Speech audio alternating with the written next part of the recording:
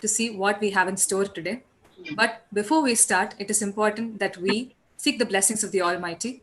So I'd like to invite Dr. Priyadarshini from the Rotary Club of Avinashi Lingam Institute for Home Sciences and Higher Education of Women to render the prayer.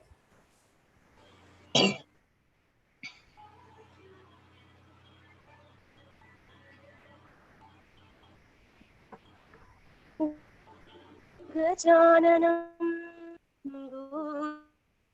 Bhutaganati Devitam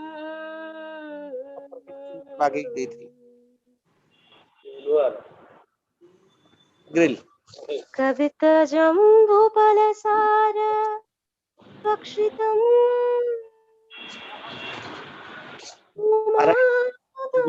India. Moga Vinasa Karanam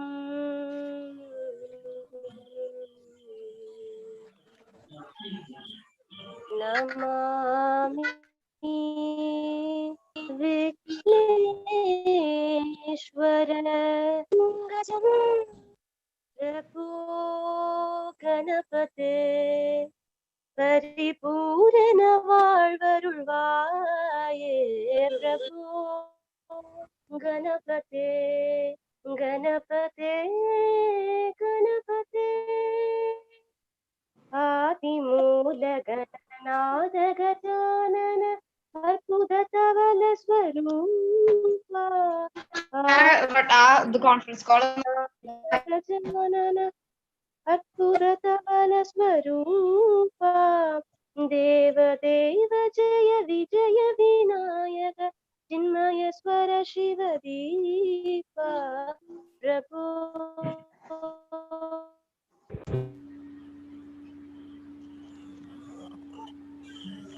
Ganapate Paripurana Ganapate Ganapate.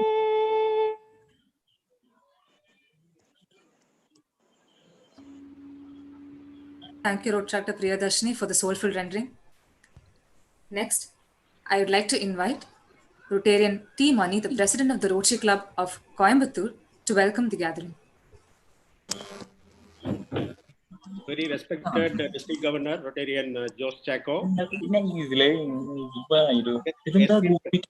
past District Governor, Rotarian K.S. Pillai, dear Rotary District Officers of Zone 1, District Director, Rotarian Maruti, Rotarian Murugan, District Chair, District Priorities Youth, AG Rotarian Kiran Kumar, Rotarian Godwin, District Chair Rotaract, Rotarian Rajkumar Velu, Zonal Chair Rotaract, Rotarian Pamela Suresh, District Coordinator Career Guidance, Rotarian Mohan Narayan, Event Chair and Zonal Chair Youth Career Guidance, Youth and Career Guidance, GGR Rotarian Janagarajan, Sister Clubs Presidents and Secretaries, Rotarian Dr. Sumatri, President of Rotary Monarch. I am Rotary Club Coordinator, Avinashi University, Rotaractor Janani, DDR, fellow Rotarians, Rotarians, Annettes, Rotaractors, in particular Rotaractor Prasant, Rotaractor Vishal, Rotaractor Mitesh, invited friends and guests. A very pleasant evening to all. At the outset, let me thank our DG Rotarian Jose Chaco and District Director Rotarian Maruti for having provided us the opportunity of hosting the first webinar series for stakeholder planning and provided us the opportunity of hosting RI District 3201 of Zone 1. I deem it a great privilege to welcome the most respected personality of the subject matter expert, Dr. Jyoti Periyasamy, applied machine learning and data engineer at the University of California, who had consented to deliver a talk on the state-of-the-art topic, artificial intelligence and careers, as the first talk on the Future Skills and Careers webinar series. Dr. Jyoti Periyasamy, it's a rare honor to have you speak in our Rotary Club. We Rotarians and Rotaractors are eagerly looking forward to listening to you, sir. Artificial intelligence is being adopted rapidly in almost all verticals of business and service to the comfort of common public. More so in fields like marketing, banking, finance, agriculture, science, engineering, healthcare, autonomous vehicles, etc. I'm sure we would richly benefited from your talk on the applications of AI on such domains and the career opportunities it is unfolding for the youth. I want to welcome one and all for this enriching evening. Brother Mani, just give me 1 minute. I'll mute all. Yeah.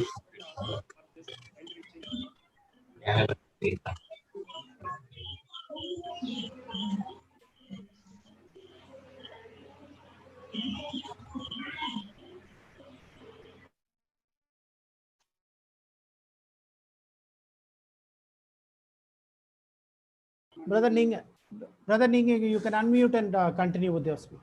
Yes, sir. I can actually. So, Yeah. Am I ready to go? 1 minute, sir. Sure. Thank you, Rotarian team Mani, sir. Yeah. So before we move on to this much awaited and prestigious webinar, I'd like to invite Rotarian CL Mohan Narayan, the event chair and the zonal chair for youth and career guidance for the zone 1 of the Rotary International District 3201 to set the context for the upcoming webinar. Good evening, everyone. Good evening, Rotarian Maruti, for giving us this opportunity to roll out this series of webinars. And good evening, Rotarian Mani, for allowing us to take up with our club as the lead club for the first ever event in the series of webinars that we've planned. And artificial intelligence, like Dr. Jyoti said, everybody has heard the term, but we have not realized what kind of an impact it is going to have in our lives. Many of us have not realized the fact that 1 minute, let me just unmute, request the people to unmute. Many of us have not realized.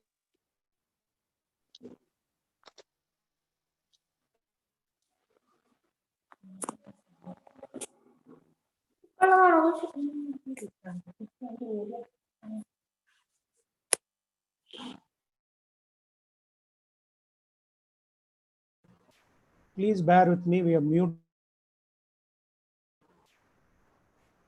Yeah, to continue, as Dr. Jyoti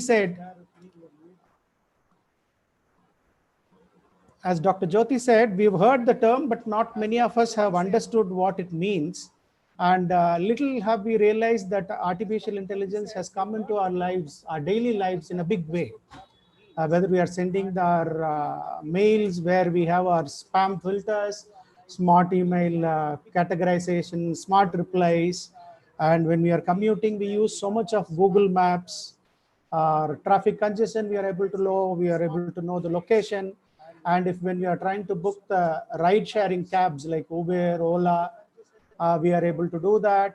And more importantly, in recent times, there is so much of artificial intelligence that has come into play or beginning to come into play in the field of education.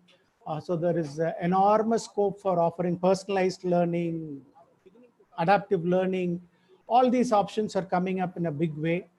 And we are also looking at social networking, wherein we are so used to Facebook, wherein we are getting our personalized news feeds, friend suggestions.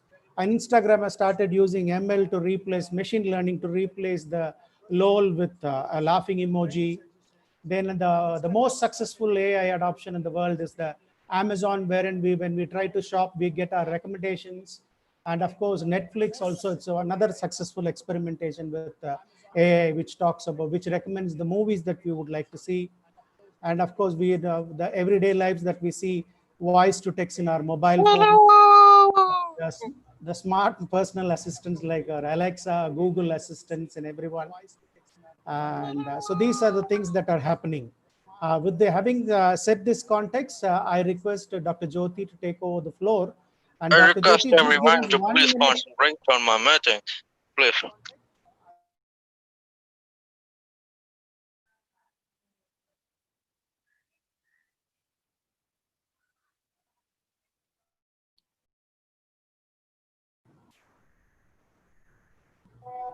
Sir, can you hear me now? Yes, sir. Okay. I'm Yes, ready all whenever set you to are go. ready. Yeah. We are all ready. Can you just give 1 minute? 1 minute, Sure, please. sure. We'll No disable problem. unmuting facility. Give 1 minute. 1 minute, please. We'll disable unmuting facility.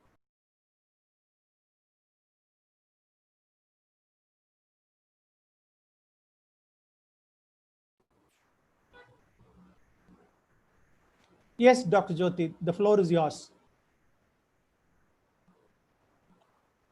All right, sir. Thank you so much. Okay. First of all, it's my absolute honor and pleasure to be in this event. Two reasons. Number one, I'm from Coimbatore. It's not that I'm from Coimbatore. That's what I'm saying. It's an honor, my pleasure, but I love the place. Second, I taught for high school students, middle school students, university, colleges, working professionals. But this is the first time I'm trying to deliver a speech or a session or presentation to executives like you. Okay. So I really want to thank you all for giving me this opportunity. It means a lot to me. And I'm also wanted to make sure, correct, the intent of the webinar, correct, the objective of the webinar is completely fulfilled, correct. So that's my focus today. I really want to thank Mr. Mohan. He reached out to me through LinkedIn and he spoke to me and we agreed, we came this far. And he put a lot of effort to get here and I put a lot of effort to get here. So I really want to thank Mr. Mohan taking all the time and effort, bring me at this far. I really appreciate it, Mr. Mohan. All right, let's move on. So a small introduction. I'm the subject matter expert. I currently teach at the University of California, Silicon Valley in the US. I teach data science, which is one of the key component of artificial intelligence. And I also taught courses at MIT. So I wouldn't say that I know everything, but I have very decent knowledge. I would say I'm better than anybody else in the world. Anybody, okay, no matter who they are. So I know all aspects in terms of what it takes to teach a subject like this and how it works in real world industry. I worked for Ernst & Young, Deloitte, and KPMG. Almost, I worked more than 50 plus clients. I served in many different industries. I worked for health, energy, oil and gas, and public services. And I was invited to Prime Minister's office. The Prime Minister's office of Dubai invited me. I was there almost like 2 weeks to work with them to understand how artificial intelligence could be applied in public services, correct? How this could improve public services. And I also worked with the Prime Minister's office in Malaysia, so where I have delivered a digital transformation strategy, correct? So how do you format strategy and how it takes move everything from whatever they're doing into a digital form. And globally well-known speaker and author, recognized for my speech on finance, big data, artificial intelligence, industrial IoT, cloud, etc. Okay. So I'm a Stanford alumni. So this is about me. Let's move on. And we do have an agenda today to talk about it. So we are going to focus on what is artificial intelligence by definition, understand type of intelligence we can build, what are the core building blocks, how it's applied in real world industry. That also includes how it is applied in finance, accounting, economics, health, energy, oil and gas, retail, consumer packaged goods, all this work that I have done. And also what kind of opportunities we have in front of us. How does it impact our social? What's the social responsibility that we all have? Why does someone want to go to artificial intelligence? What's the skill required? And how do we make sure actually we have enough talent pool is there? And what kind of employment opportunities out there? And what's the entrepreneurial? And at the end, we will have a question and answer, okay? And it's going to be driven more of a concept, system demo, okay? And assignment quizzes you can ignore if anybody wanted a certificate from us, and there is an assignment, correct? So DeepSphere also provides a certificate. So based on how well the students understood. So that's optional, it's not mandatory. Like I said, this is the actual agenda, but I'm open for any topic that you may want me to speak or talk about it. With that said, let's move on. Okay, this is a small introduction. So DeepSphere is the company that I represent. So what we built, so we are focused on, as Mr. Morgan said, building an intelligent LMS, which provides personalized learning. That means a class of 100 students, not all 100 are at the same level when it comes to learning a subject. Some could be very fast, some could be very quick, and some it takes more time, some could be in between. But how do we dynamically structure the learning process, with such as providing content, assignment, quizzes, etc., at a very personalized level? Okay, so that's the platform we are building. So we are already working with more than 50 plus colleges and university back in India, including Anna University, CEG College of Engineering, Gindi, and also SRM, JNTU, Jawaharlal Nehru Technological University. So like I can name many of those. We are working with them, forming a curriculum, helping them to launch these kind of advanced programs. Okay, not basic things, let's say advanced programs. So we are already working with them. So that's the company I co-founded along with one of my friends. So we are heavily focused on, like I said, building an intelligent LMS which enables the learners to learn on their own pace. And it provides dynamic content, personalized assessment, personal quizzes, lab, etc. Anyway, and we are based out of Palo Alto in the USA, and we are a small team of 10 people. And these are our websites. Whenever you have time, you can take a look. All right. So what's the key takeaway today? So number one, understand what is artificial intelligence, what is data science, what is machine learning, what is an intelligent automation, what's a digital transformation. And this is all mystery. These are all mystery. When I say mystery, I'm sure you heard it, correct? Different people say different things. There is no clear definition. There is no clear way of explaining this one. Let's understand that. Second, understand how it is applied in industry. Take an example of how it is applied in industries such as information technology, correct? Dive deep and see how it's going to impact, correct? Get to know that. And understand what is the impact it makes in education. Look at the current education and see how it's going to change in the future, correct? And discuss how new education system is going to look at it, correct? So all the topic what I listed, it's going to be covered. But the key takeaway, because it has a massive impact to the education, correct? The education is basically not realized. So everybody's simply thinking artificial intelligence means writing Python program, doing machine learning models. No, it's an industrial revolution. It is an industrial revolution. Building industrial equipment, such as an automated equipment, which almost replaces a human, or almost substitutes a human, or almost acts like a human, correct? It's an industrial revolution. So have not realized that far. And where do we start that? That's where education comes into picture, correct? So we as social responsible people, we should make sure actually our education system understands what the change coming in front of us, and how do we basically adopt such changes, what it takes for us to make this impact more positively, okay? So that is my focus today. All right, with that said, let's move on. Let's learn and understand the core fundamental building blocks of artificial intelligence. As I said, these are all mystery, okay?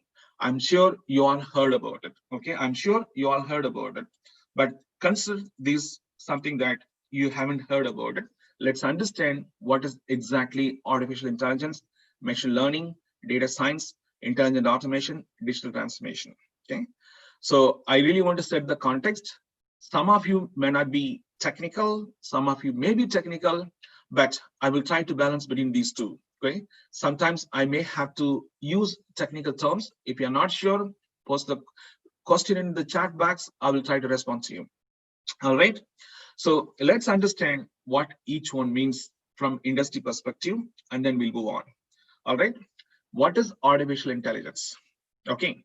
So first, before we go to artificial intelligence, let's understand what is an intelligence. Okay, that itself not clearly understood. So an intelligence, okay, for example, driving, that's an intelligence. Medical disease diagnosis, a physician, correct, who's doing medical disease diagnosis, that's an intelligence. A software engineer who's coding, that's an intelligence. Programming, that's an intelligence. So these are all some of the examples. Okay, there is more, I will explain. So these intelligence, who is performing? A person who's driving a car, a driver.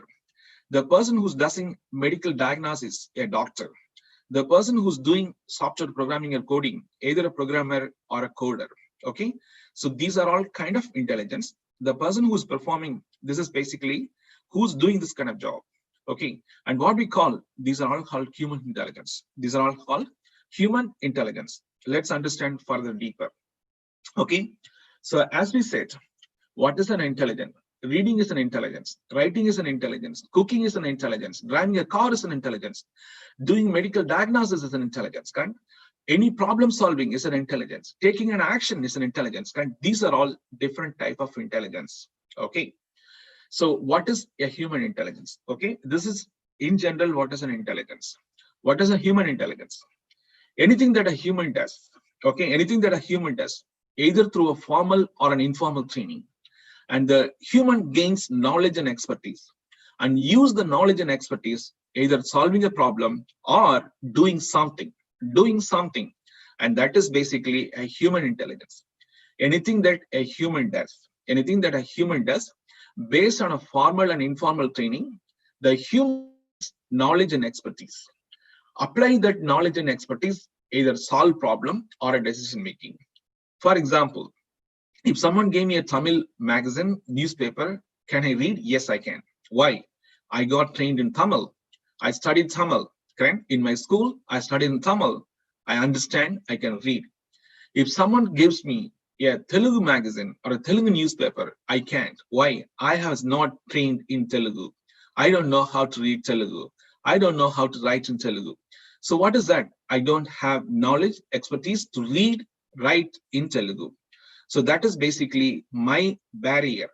My intelligence is limited to only Tamil, correct? It's not on other languages, correct? So that is what I want you to understand.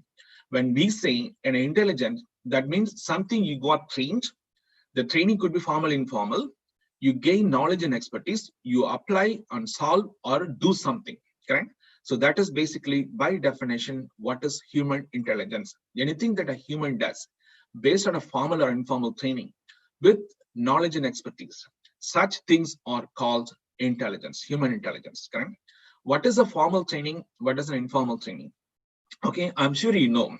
So formal trainings are nothing but a training that occurs in a formalized way. For example, I don't know how to drive a car. I want to drive a car. So what's my actions? My actions could be go to a driving school and take a training. The driving school gives me a schedule. Come every day in the evening 6 to 8 and take the training from Monday to Friday. That is my schedule and pay me 1,000 rupees per day. So that schedule, a formal training, okay, that schedule, you have very systematic, methodical way of learning something, that is a formal training. So that has schedule, that has a content, that has a curriculum to follow. So those are all formal structured way. Let's look at other way. My mom, my dad, my sister, my brother, they all have car. So let's say I ask them, can you take me for a training? They say yes. Okay, that is not a formal. Okay, they say, okay, let's go for a ride on Sunday. Let's go for a drive on Tuesday, correct? There's no defined schedule. Okay, there's no defined schedule. So it could happen as and when they are free, they are available. So those are all an informal training.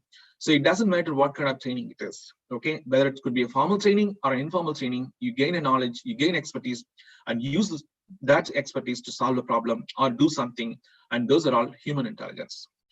What is emotional intelligence? Okay, emotional intelligence, it doesn't need a training, okay? I see a snake in front of me. What do?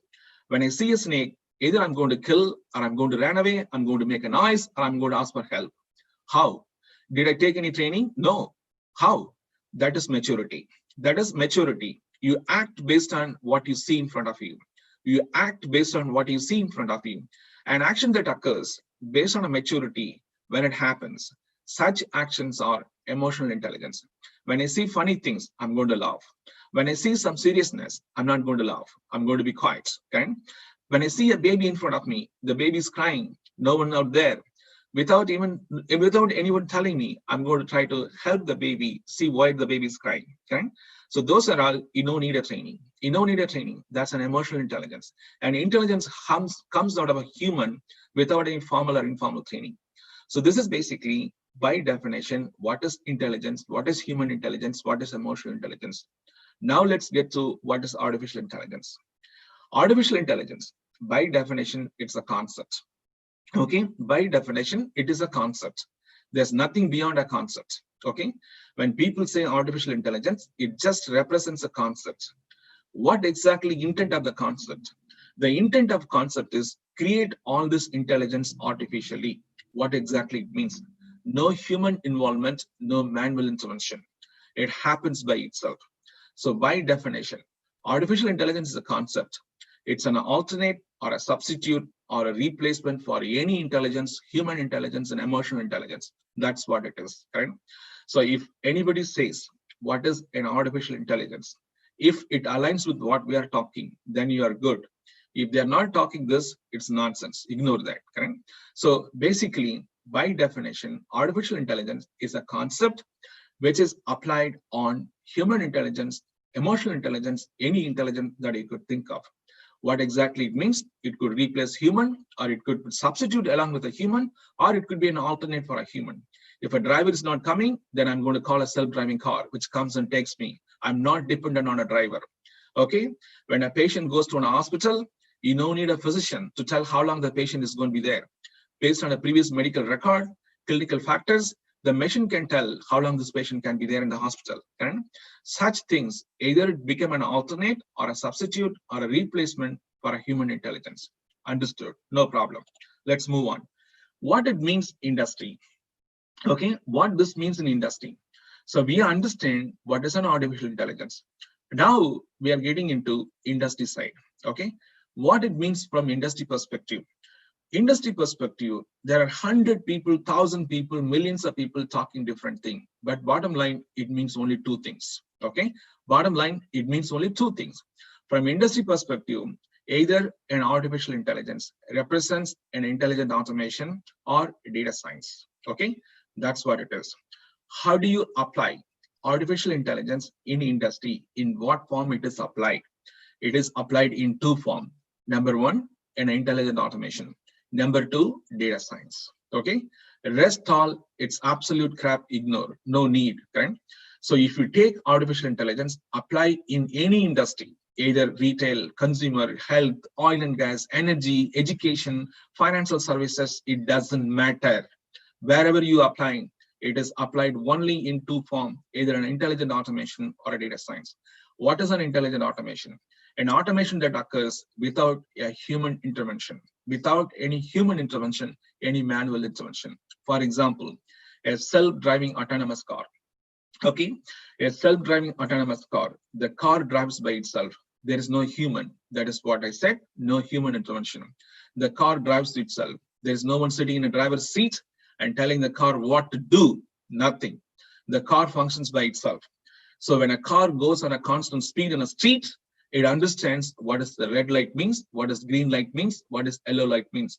When it sees a red light, it stops. When it sees a green light, it moves. When it sees the yellow light, it slows down. When a car in front of my car, if it is slow, it changes the lane. So these are all a typical driver function. That function now done by a machine. No human, no manual work. Correct? I'm not doing any manual work. Correct? I'm not instructing the car to stop. Okay, it goes on a constant speed.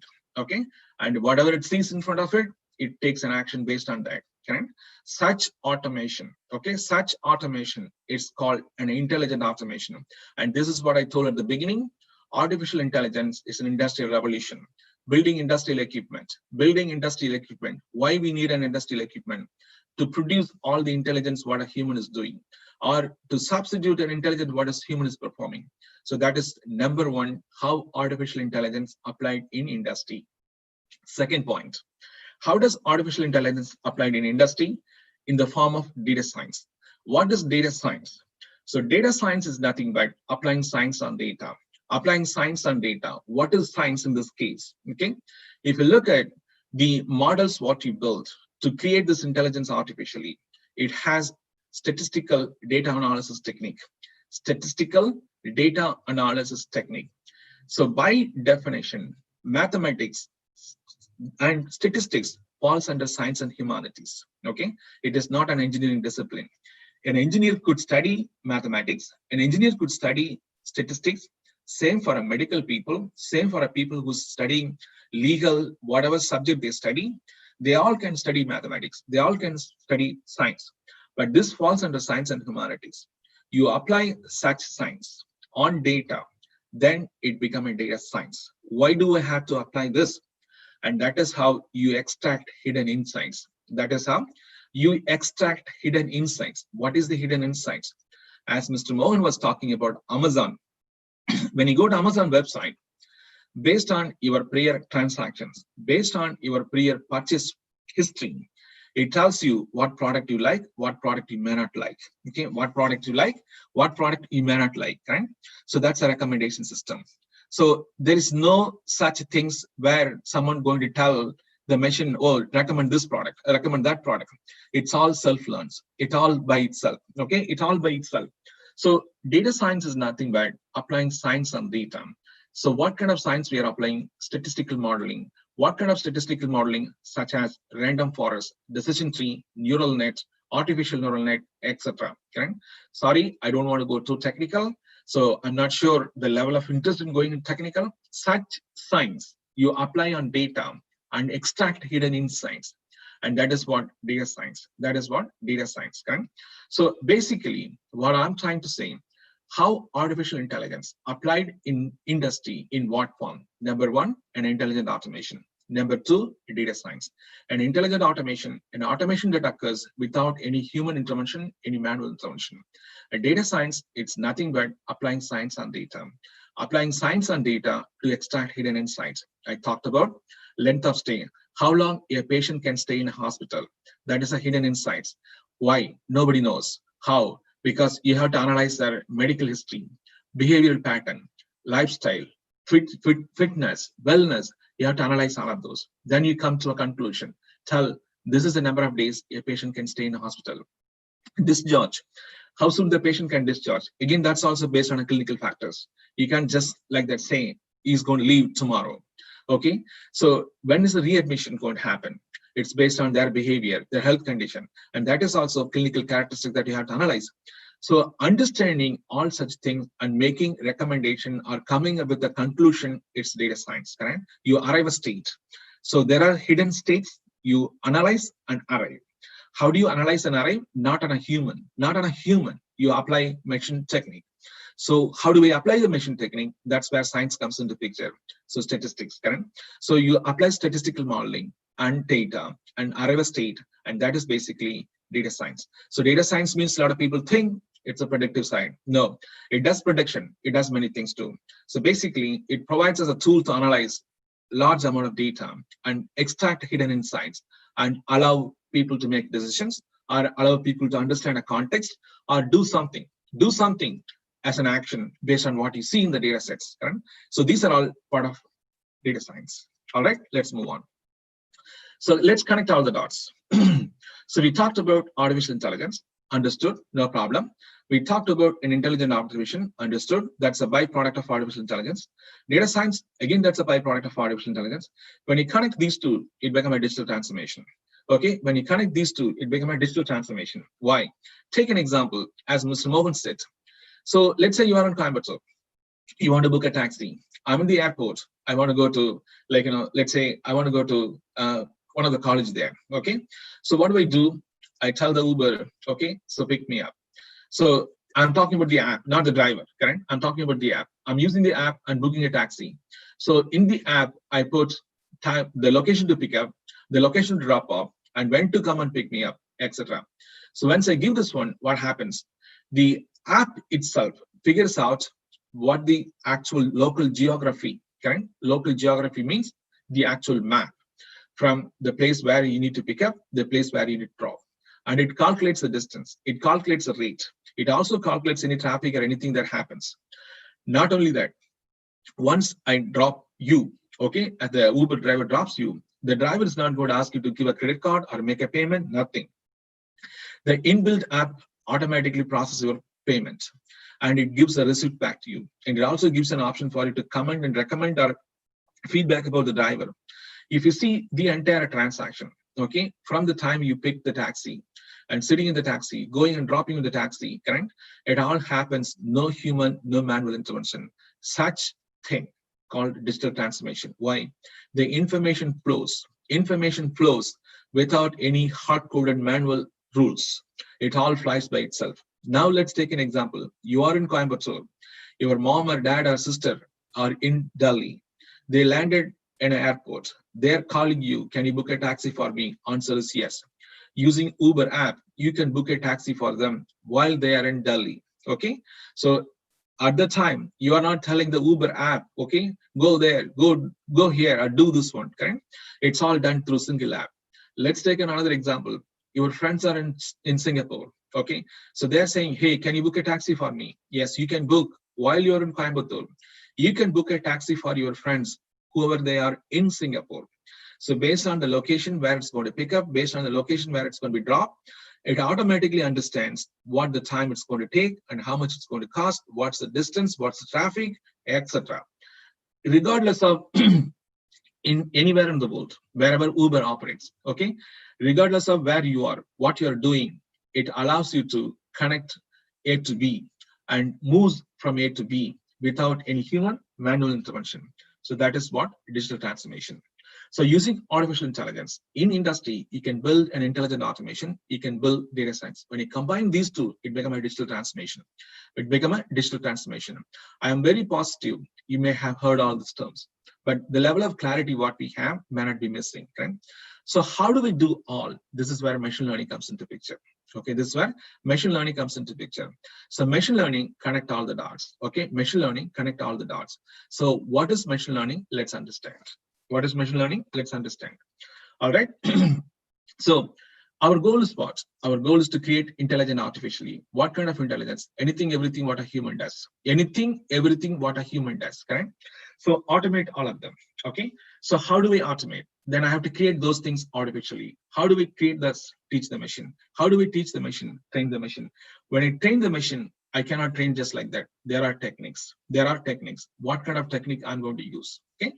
So the technique that you are going to use, either a supervised machine learning, unsupervised machine learning, reinforcement, deep learning, computer vision, natural language processing, robotic process automation.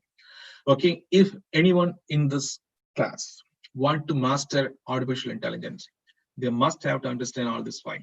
Okay, if you want to be a master, if you want to be a subject matter expert at high level, you don't have to. Okay, you don't have to. If anyone intend to teach a class, if anyone intend to form a curriculum or do something, either helping student to understand the future career or helping a university to understand how the future is going to look, right? They all need to understand what exactly these files are doing. Right? It is core essential. I would say this is the backbone to build any intelligence, any data science, any digital transformation. It all going to come down to this level. Okay, I will explain in a level that you can understand what each one means. Correct? So I have slide. I will cover this one. So, but what I am trying to say here, okay? So how do we create such intelligence artificially? The first point is teach the machine. How do we teach the machine? Train the machine. How do we train the machine? Use machine learning techniques, okay? These are the techniques. Take an example. So how do I teach a student? Okay, so when a student comes to a class, the student has a different subject. The student has math, physics, chemistry, computer science, language, etc. Like this, these are all different subjects. The machine need to be taught. Okay, let's understand this further. So what I'm trying to tell here. So here I'm trying to tell him, okay, so by using all this different machine learning technique, okay, these are all machine learning technique, we can create intelligence artificially. Okay, so that is why I said, if anyone want to master, if anyone want to teach, if a student want to learn, if someone want to understand, they must have to understand what each one means. Okay, both functionally, technically, So these are all not concepts. These are all technological solutions. Okay, these are all technological solutions to build intelligence artificially. Okay, so if you notice, there's a lot of talk on what is machine learning, what is deep learning, what is artificial intelligence, correct? No clarity, I can bet. Okay, people talk about it, but the level of clarity is lacking. And that is why I said in the beginning, it's all mystery. It's all mystery. So we can't teach the students with that mystery. We have to be 100% very clear what we are teaching, so that the students can understand. Let's move on. Now let's understand what is machine learning. Okay, now let's understand what is machine learning. Very simple example. Okay, very simple example. When a student goes to a class, okay, so take an example, students. Okay, the student goes to a class. So the students is basically taught by a teacher. Okay, the teacher teaches the students. The students gain skills and expertise, and students become a human intelligence. That means they become a doctor, they become an advocate, or they become an engineer, or they become an accountant. That is human intelligence. Correct? So an accountant, a chartered accountant, he or she know how to deal with accounting. Okay, the financial rules. Okay, financial rules such as what's accounts payable, accounts receivable, general ledger, closing. Correct? These are all accounting rules. So how do we calculate my income? How do we calculate my asset, liability, correct? Revenue. So what is this? These are all accounting rules. Such rules is basically what you learn this overall process. Such rules are what you learn. Okay, someone going for an CA, chartered accounting, so they learn and understand all the accounting rules. Then ultimately what happened? They get certified, they become a chartered accountant. Who's this? Human intelligence. Okay, now in the new world, such accounting rules, okay, what I just told, either income statement or a balance sheet or a cash flow or a P&L, correct? Such accounting statements are not required, created by an accountant. You could do the same thing for a machine to do. How do I do? Teach the machine. When you teach the machine, what the machine does, it gains knowledge and expertise. Then what happened? It becomes a machine intelligence. And this is what I meant. It's an alternate, it's a replacement or a substitute for a human intelligence, correct? So one example, I want to become a chartered accountant. So what I do, I go for a coaching class. So what happens in the coaching class? A teacher comes and teaches me. What do? I gain skills and expertise. What kind of skill? I can understand what's an accounts payable, accounts receivable, general ledger, and income, assets, liability, revenue. I understand all of those. I also understand financial close. Right? So what is matching, booking, elimination, equity, goodwill, minority interest? I understand all the rules that's dealing with an accounting and finance. What happens at the end? I got certified. I become an auditor. Now I want to do the same thing with the machine. Okay, so what I have to do? I have to teach the machine. What do I have to teach the machine? I have to teach the machine so the machine can understand what is an income account, what's an expense account, what's an asset account, what's a liability account, what's an accounts payable, what's receivable, how do I balance sheet is going to look like, how do an income statement is going to look like. I'm going to teach this to the machine. In that case, what happened? The machine is basically become an intelligence. What is happening here? I'm finding an alternate. I'm finding a substitute for a machine. And that is the point I want you to understand. Artificial intelligence, it's just not for engineers. It's just not for IT people. It is everywhere. It is everywhere. And what the schools are lacking, the school doesn't teach this part, the bottom part, correct? The school doesn't teach the bottom part. So what we teach for students, it's a traditional approach. What is our traditional approach? We are going to look at this more deeper, correct? How it is going to impact, correct? So I want you to understand, when we say machine learning, it is same concept how you teach a student, correct? How you teach a student. So it depends on what the student want to specialize. Some student want to specialize in medicine. Some student want to specialize in accounting. Some students want to specialize in engineering, legal, etc. Whatever you teach for a student, you can teach the same thing. And that is why at the beginning, a lot of you already told it's artificial intelligence there anywhere, everywhere, whatever you could think of. It is a massive change. 10 years from now, okay, you may look back and see what I told today, okay? So it is going to impact significantly anything, everything what we do in a big way, okay? In a big way. So this is basically, by definition, what is machine learning? Teaching the machine, okay? Teaching the machine. How do we teach? We'll understand, all right? So this is just a summary of what I told, okay? So teach the machine, it's nothing but you train the machine. When a student goes to the class, what do? You teach the students. So what the student will do, they will practice. They're getting trained. They're going to practice, they're going to get trained. So what I teach the students, okay? I'm going to teach the students 2 plus 2, 4. 4 plus 4, 8. 8 plus 8, 16, correct? So that's what I teach. How do we train the student? So the train the students basically ask them to practice. How the students going to practice, correct? I'm going to give some assignments. I'm going to give some quizzes, correct? All right. So next time I'm going to say, what's 3 plus 3? 6. What is 6 plus 2? 12. What is 12 plus 2? 24. Now students are able to do. So the students getting trained. So when you're getting trained, that means you are gaining knowledge. Okay. Those what called machine learning. You teach the same thing. It's called machining. So like students, the machine learns from the training. The machine learns from the training that what it goes through. All right. So this is just a one thought. I will cover this more in detail. So now you can understand where we stand in our current education system. Okay. The current education teaches students math, science, engineering, medical, legal, etc. In the future, in the world of AI, now the students need to learn machine learning technique to train a machine. Okay. I'm not saying no to math. I'm not saying no to science or engineering, but whatever they study, the focus is more around not they become an accountant, not they become a doctor, not they become an engineer. Instead, they have to find a way, whatever they are trying to do, now the machine has to do. How do we teach this one? And that is what our future education is supposed to be. Our future education is supposed to be. I have more content to cover, but I'm just giving an idea so that you can understand. Currently, what we teach for students, math, science, engineering, medicine, legal, based on what they want to specialize. In the future, instead of that, the student has to learn to teach the same thing for a machine. Now the machine has to understand what is math means. What is a plus b whole square? A plus b whole square is a squared plus b squared plus 2ab. That machine has to tell. The students need to teach that kind of topic. Okay? So the teacher has to teach the students. Now the student has to go back and teach the machine. Okay? So that is what our education systems needed. Move on. So we talked about different type of machine learnings, correct? Techniques. Let's understand before we go further. Okay. So how to teach a machine? Use the machine learning technique. Okay. So what to teach the machine? To teach the machine, we have to have a large data sets. So teach the patterns in the data sets and develop problem solving technique. Okay. So this is basically machine intelligence. Correct? So how a student is learning, the machine is also learning. How the machine is learning, it learns from a data. What kind of data? We'll talk more in detail. Okay, so the machine learns and understands. So it's really, really important. Even though you are all executives, you may not be doing technical hands-on work, but still it's good to understand. Okay, you could imagine this is different subject what a student studies in a school. So it could be math, it could be physics, it could be chemistry, it could be biology, or it could be language. Correct? Let's assume these are all different subjects. In biology, the student learns about human organs, correct? So either it's about a human or an animal, they study about that.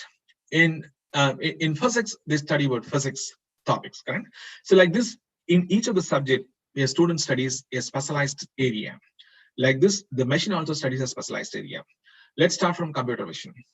So what is a computer vision? Okay, the name itself says it's vision. So what is a vision? Eye care. What do you see in front of you? What am I seeing in front of me? I can see an object. I can see an image. I can see an animal. I can see a video. I can watch a movie. So these are all computer vision. You teach the machine so the machine can understand how does an object is going to look. Which object is something that looks suspicious. Correct? So teaching a machine, the machine can understand the characteristics of an object or an image or a video. Its technique is called computer vision.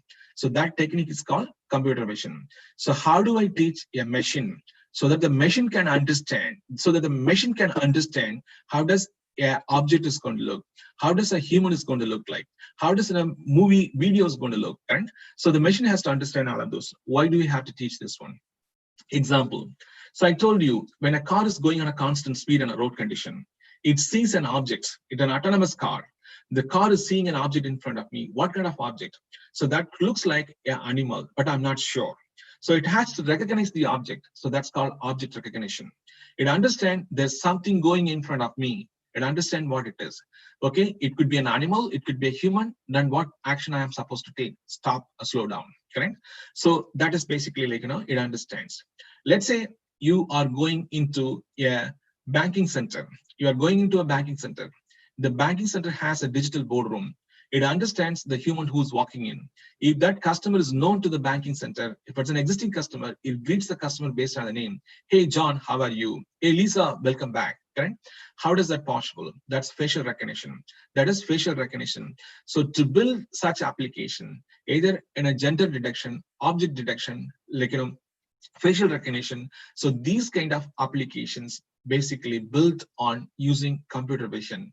Under computer vision, you are teaching the machine to learn about images, objects, videos, a characteristics of a visual object, correct? A characteristics of a visual object so that the machine can understand. For example, when you go to a medical doctor, they say, go and get an X-ray. You take the X-ray and send it to go back to the doctor. Now the doctor looking at the medical X-ray and telling that, oh, you have asthma, you have this, you have that. How? Their diagnosis. The diagnosis of the medical X-ray, it gives the inside of your body. If I want to build such application, what do? You follow computer vision techniques, okay? Because computer vision, it looks at an image, understands what it is. It's kind of a disease diagnosis. It's kind of a disease diagnosis. So it reads and understands what is the human intervention involved in this case, correct? So basically what I'm trying to say, under computer vision, the machine learns about objects, images, videos, understand the characteristics, understands the behavior, then it takes an action. The action could be in an autonomous car, it slows down. The action could be, it stops. The action could be, it goes, correct? If it's a red light, it stops. If it's a green light, it goes. If it's an yellow light, it slows down.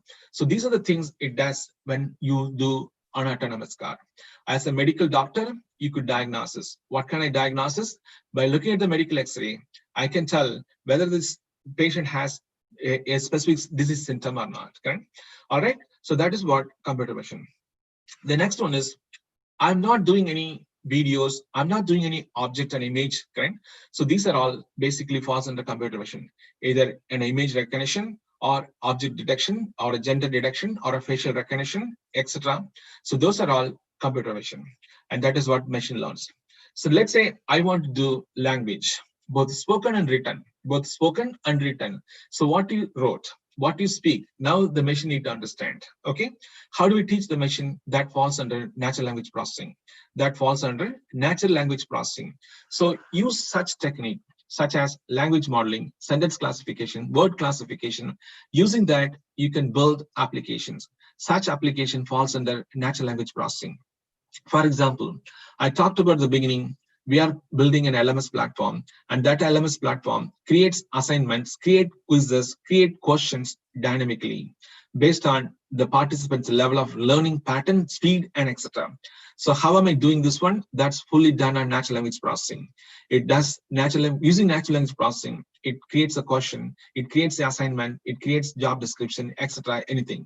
So if you want to teach the machine so that the machine can understand the language that you are speaking, the language you're writing, so such techniques are falls under natural language processing. Okay, those are natural language processing. So point is, under natural language processing, the machine learns and understands, the machine learn and understand the languages that you speak are the language that you're writing, correct? So like a human, I understand how to read a Tamil magazine. I understand how to study a Tamil book, correct?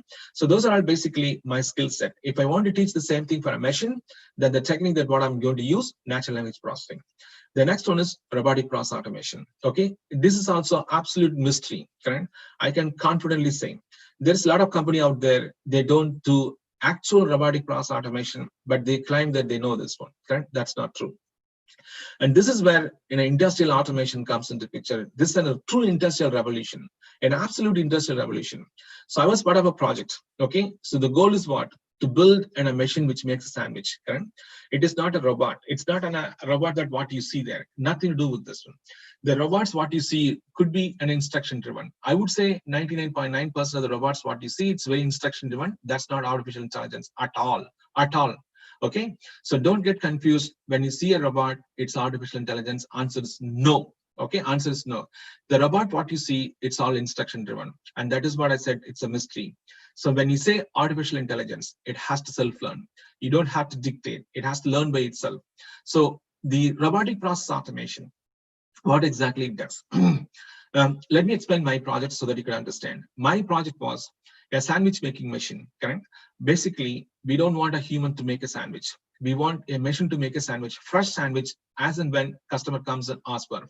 It is not pre-made. So don't think it's a pre-made one, you can pay and get it, correct? It's not like, go to a place, get a biryani, get a dosa or anything. No, it makes in front of you. And that is not a robot. That is not on a physical human standing, a virtual human standing making. It's an industrial equipment you have to make, correct? An industrial equipment you can make, like a self-driving car, correct? A car will function by itself. Like this, such machine doesn't exist. And this is what I said, industrial revolution. And this is what I said in industrial revolution. So in robotic process automation, so what we teach the machine to understand a sequence of process or steps that need to be performed. In a continuous process, a continuous steps to be performed. Like for example, in my project, so what I have to make a sandwich. How do we make a sandwich? I need a bread. Okay. The first thing is I need to understand what kind of bread that I'm going to use. White bread, wheat bread, sourdough, etc. So the machine need to do the same thing. Second, once I have the bread, the next is what kind of sandwich? Is it a vegetarian sandwich or a non-vegetarian sandwich? It is a non-vegetarian sandwich. What kind of sandwich? Chicken. All right. So the machine has to ask the same thing or do the same thing. Chicken. All right. Now how do we do? So once I done, I have the bread. I have the size. It's a regular size, 6-inch bread, and a white bread and a chicken. So next is, do you want cheese? Yes, I do want cheese. Put cheese. And do you want any other vegetables? Like, do you want mayonnaise and mustard? Yes, I do want mayonnaise and mustard. Put that. And then I want tomatoes, onions, pickles, salt, and pepper. Correct? You see, these are all sequence of things I have to follow. If I miss one of the sequence, correct? Let's say I forgot to put meat, then the taste is going to go away. Okay, I put too much meat, then the taste is not going to be good. I put too much salt, then it's not going to be good. So you have to teach such things to a machine, which is a process, sandwich making process. Okay, so that is falls under robotic process automation. Under robotic process automation, the machine learns the business process. What kind of business process? Order to cash, procure to pay, record to report. So these are all industry standard business processes. But it is not only limited to what I said. It is not only sandwich making. It is not only order to cash, procure to pay, record to report. It could be any process. It could be any process. So if you want to teach the machine can understand all business process and perform the task by itself through self-learning. So that falls under robotic process automation. So that is falls under robotic process automation. As I said, it's a mystery. A lot of companies out there, I'm not saying they're doing bad thing. They are claiming they're doing robotic process automation. But what they're doing actually is an instruction driven. It's not a self-learning. It is not a self-learning. If it is self-learning, the machine will learn by itself. The machine will learn by itself. So point is, so like how a student studies different subject, the machine also learns different technique. Okay, under computer vision, the machine learns and understands about an image, objects, and a video. Under language processing, the machine learns and understands both written and spoken language, and it acts like a human. Under robotic process automation, which is most powerful, which is extremely important, and this is where the industrial revolution we are talking about. The machine learns and understands a sequence of steps, a sequence of tasks, or a sequence of processes, correct? To do something, to achieve something, correct? So those are all falls under more of an industrial automation, building an industrial equipment, correct? Building an industrial equipment. So it could be a piece of software, it could be an application, it doesn't matter what it is, correct? So this is where industries really need huge manpower.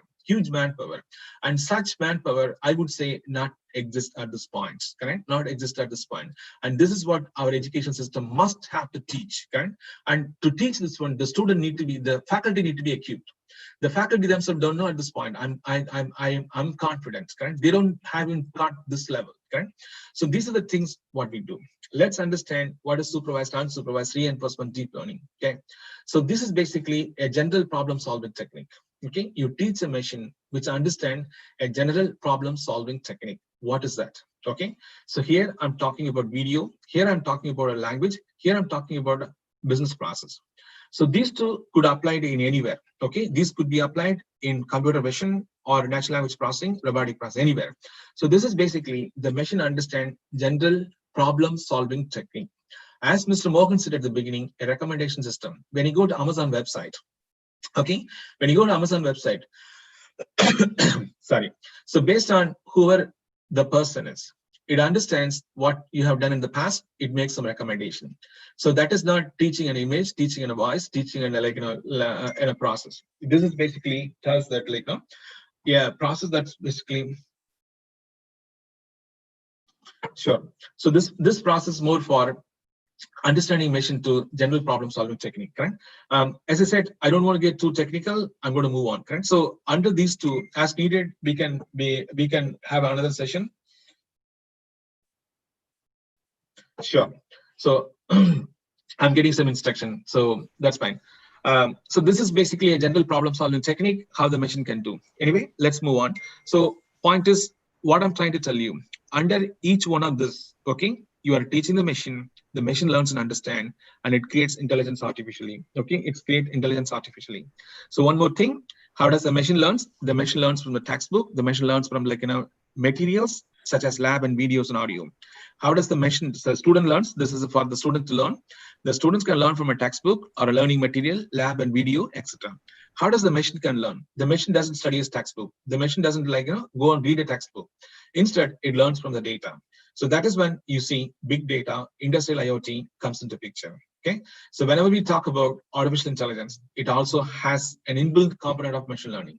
When you talk about machine learning, it could work with big data and industrial IoT. So these are the terms you may have heard about it. Okay. All right. It's just a high level summary of what we talked about so far. Okay. So to build artificial intelligence, I need big data. So data could be in a structured, unstructured videos and images, voices. So what we have seen in the past, only structured data. So only a structured data. That means data stored in an Excel spreadsheet or on a table. Now Facebook is the data. Okay, what is unstructured data? YouTube is the data. What is this? Videos, correct? So like Google Photoshop, correct? Like where you can go and pick up those photos, so like art goods. So that's an images and voices, correct? So when you go to Facebook, you can post anything. So these are all become data. And right now, wherever we go, we see sensors. Okay, we see sensors which collects the data. Correct. So let's say I'm going to in a fitness place. In the fitness place, I see there's a sensor. So those sensors are collecting data. That's a sensor data. Okay. So machine learning, basically, what we talked about so far, data science, what we talked about so far, artificial intelligence, digital transmission. So it just kind of trying to connect all of them together. So what I'm trying to say, when we talk artificial intelligence, inbuilt, okay, these are all inbuilt. And these are all supported. Which is big data, industrial IoT. So if you are in the process of teaching a students, if the students are looking for a career opportunity, if the students want to go and find some jobs, they may have to understand all the things. Without this, it's like I'm eating rice, no sambar. Okay. Without this, I'm trying to eat a rice, no sambar. That's how it is, correct? All these are all core skills someone must have to understand. Let's move on. This is a workflow. I'm going to skip because I don't want to get too technical. I'm going to move on. All right. So this is summarize the core building block that's involved in artificial intelligence. Okay. Again, it's very technical. I'm going to skip this one. As needed, we can have a follow-up session. Like I said, I can go any extent. Okay. Whether it's a functional, technical, business strategy, I can deal all of those. So as needed, we can have another webinar, which will go in much deeper level. Let's understand the different type of intelligence, what we can build. So where we are currently building a narrow intelligence, where we wanted to go an intelligence that basically like, generalized and super intelligence. Again, I can explain this a lot more deeper, but I'm going to give a shot, okay, in a simple way to understand. Okay, a narrow intelligence, an intelligence that's currently happening, and a general intelligence, it goes across the board. For example, when you go to Amazon, they have a recommendation system. So that's very narrow focused. It understands only Amazon products. Can it take that and put it on Reliance Digital or Reliance Retail? Can that do the same thing? No, it's not. Why? It's not general. Okay, it is not general. So what industry wanted to do? So this is one problem, one solution. Narrow intelligence, one problem, one solution. This is more for general intelligence, which is many problem, one solution. You want to have one intelligence which solves many problem. Super intelligence, in both the cases, narrow and general, you train a machine. Super intelligence where emotional intelligence, where the machine works without even a training. Okay. All right. Let's move on. So from projection point of view, how does the world is going to look? Correct. So by 2025, correct, where we are right now, we are in the narrow intelligence. Where we wanted to be, 2025, general intelligence. Where we wanted to go, super intelligence, which is 2030. Okay. So point is, the narrow intelligence are one problem, one solution. One recommendation system for Amazon, one recommendation system for Reliance Retail. What we wanted, instead of having two different recommendation systems, let's generalize one recommendation system which works across the board. So that's the type of we want to build when we will be achieving 2025. Super intelligence, like an emotional intelligence. You don't need to train a machine. You don't need to teach a machine. The machine learns by itself and it becomes like a human. That is 2030. So that is what we are thinking for. All right. What are the skills that we need? Okay. What are the skills that we need that's required? Keep in mind, Morgan is asking me to teach the skills. I can teach this one. Without understanding the fundamentals, there's no point in learning the skills. Okay. I think that's a mistake we are all making. Correct? We just wanted to jump in something very quickly. No, without foundation, no matter who you are, you may be like, state rank holder, or you may have done many things. But when it comes to artificial intelligence, you are new. Okay. You have to understand the fundamentals. Without understanding the fundamentals, how do you learn and understand the skill requirement? Correct? You can't. So please make sure you understand methodically, systematically. Otherwise, you will get lost. Otherwise, you will be 10 among one in the market. Correct? Like I said, if you take randomly 100 people who say, I know artificial intelligence, if you interview them, not even 0.1% people will qualify. Okay? They're all nonsense. They talk like an absolute crap. So I would recommend understand the fundamentals, learn the concept, be strong in that one so that no one even touch you. So let's understand what skills we need. Okay, let's assume I want to be an AI architect. I want to be an AI engineer. I want to be an AI developer. So what are the skills that you need? So the number one skill is a business skills. So what kind of business skill I'm talking? I told at the beginning, I want to teach the machine so the machine can understand all the accounting rules. So what is the accounting rule I'm talking about? Assets, liability, correct? So that falls under business skills. So teaching a machine about certain business processes or a business function, so that falls under business skills. So the number one skill for anyone to become an expert in this space, okay? I'm talking about someone who can confidently speak and understand what is artificial intelligence. They must have to understand business skills. Second is data skills, okay? So we talked about artificial intelligence works on data, okay? What kind of data we're talking about? Big data. How does the data has been produced? Industrial Internet of Things, correct? The machines reads the machine senses and it creates data. The machine also reads the machine data. Like this, there is so much involved. So the second skill that what a student may have to learn, if they don't have it, they have to learn. So it could be big data, IoT, working with a structured voice, videos, image, unstructured. Example, when a car goes on a constant speed, it sees an image. What is that? That's an images. Okay. When someone is speaking to a machine, the machine understands what is that? That's a voice. Okay. So if someone wrote something in a Facebook, what is that? That's an unstructured data. The machine has to understand. The second most difficult skill, like I said, Karan, when a skill is easy, you see a lot of people say, I know this, I know that. If you put them in front of a complex skill such as data engineering, you wouldn't even find one person. Correct? So there are so many institutions, schools out there who's teaching artificial intelligence. Have you seen one institution in the entire country, India, teaching data engineering? No. Why? That is very difficult. That is very difficult to teach. Okay? Anything easy, people will jump on, start talking about. Anything difficult, you don't find. So the most difficult and challenging skill for a student to gain or anyone to understand, data engineering skills. And third is modeling skills.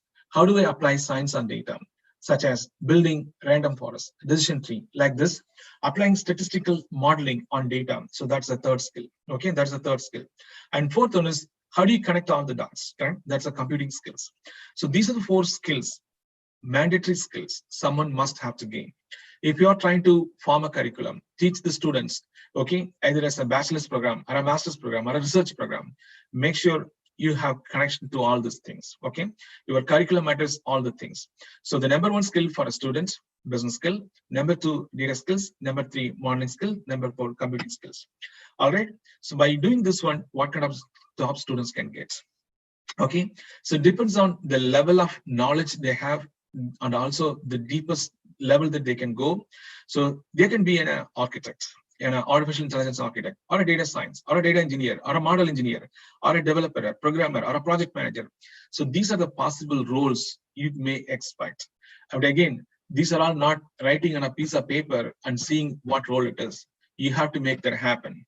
And that is why I said these roles are available. To get to that role, you have to have very strong foundation, very strong foundation.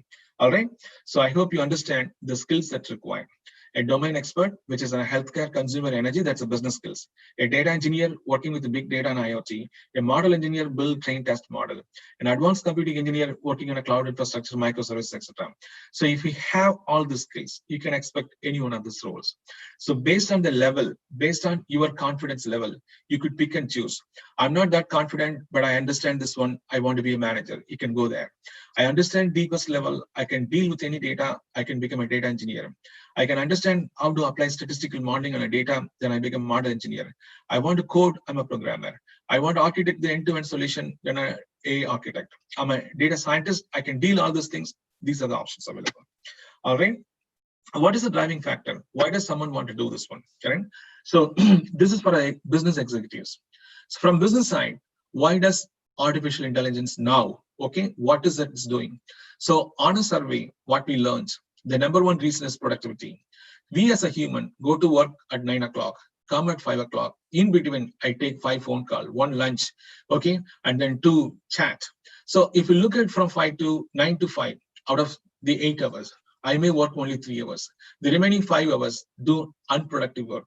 Okay, so by using artificial intelligence, we can significantly improve productivity. Second, increase efficiency. Third, reduce cost.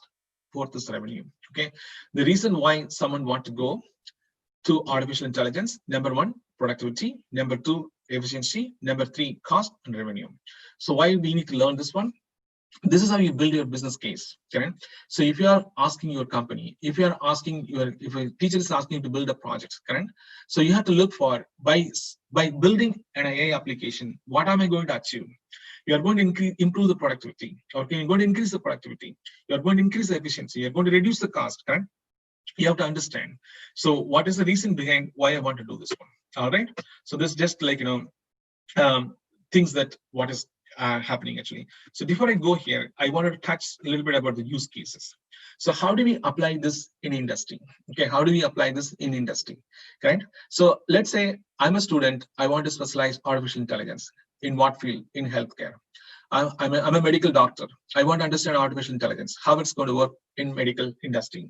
So for example, some of the use cases of what you could do in healthcare: patient health risk, correct? So on a scale of 1 to 5, where does this patient stands, correct, on a health side? Is it a high risk patient? No, low risk patient? So those are all predictive model. You can run a predictive model. You can understand what they're doing. And I already talked about length of stay, LOS, discharge rate, okay, readmission rate. So currently what happens? So it doesn't matter how long what kind of service the patient gets. If someone in a hospital for 10 days, there's a bill for each day, 10,000, like 1 lakh rupee someone has to pay. So what is that? That is regardless of what the outcome. Now pay for performance. That means if a patient is hospital for 10 days, but the condition that cured, it's only 10%. You just pay for that performance. So how do you measure all those things? That's what pay for performance. And value-based care. So pay for the value that what has been delivered. Okay, pay for the value that's been taken. How does the patient is behaves? Okay, how does the patient is behaving? So the patient is behaving based on what they're seeing actually.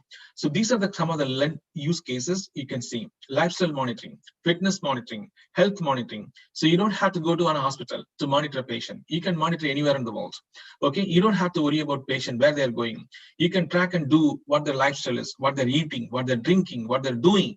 All of them you can monitor absolutely remote. Okay, so these are some of the use cases you could build on real world applications. Okay, where does this apply? Okay, where does this apply in healthcare? Okay, all these things: case management, disease management, financial forecast, claims. Okay, how does the physician is performing?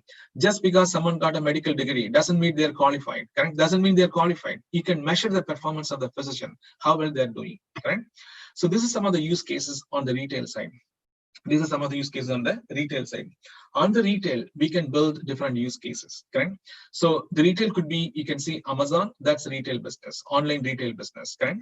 So Reliance Retail, that's retail business. In that kind of industry, what are the use cases we can build? What application we can build, okay? So for example, the most commonly, customer sentiment.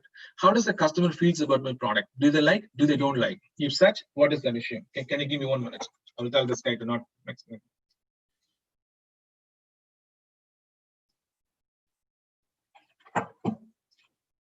Okay.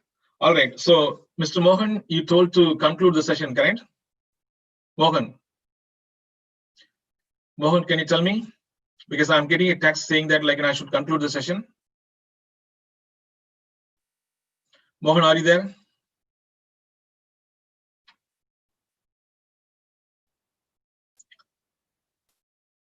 Mohan, can you comment? I want to know to proceed further. I got a text saying that I should conclude the session.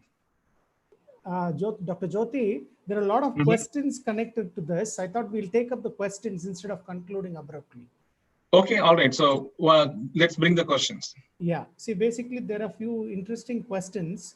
How do we get started in a career related to AI? How do we start from scratch? Sure. So I'm going to go back to the skill matrix that what I was talking about. So basically, let's take an example, correct? So if you want to get started, okay. So the starting point will be first pick what industry that I'm going to focus on, correct? So it is not just learning Python. It's just not learning about machine learning. The first starting point is where I want to specialize. I want to specialize in industries such as finance, retail, oil and gas, consumer, energy, etc. Okay? So I want to know where I want to specialize. That is number one. Once you have understanding, then the next step is working on large complex data sets. It is not one skill set where you can go and study. That is the perception industry has. People think I learned Python, I'm done. I learned machine learning and done. No, it's not. It's an interdisciplinary study. It's a combination of several tools and skills involved, correct? So there is no one kind of a subject you can go and study. Yes, I'm going to study mathematics deeper. I become a professor in mathematics. It's not that.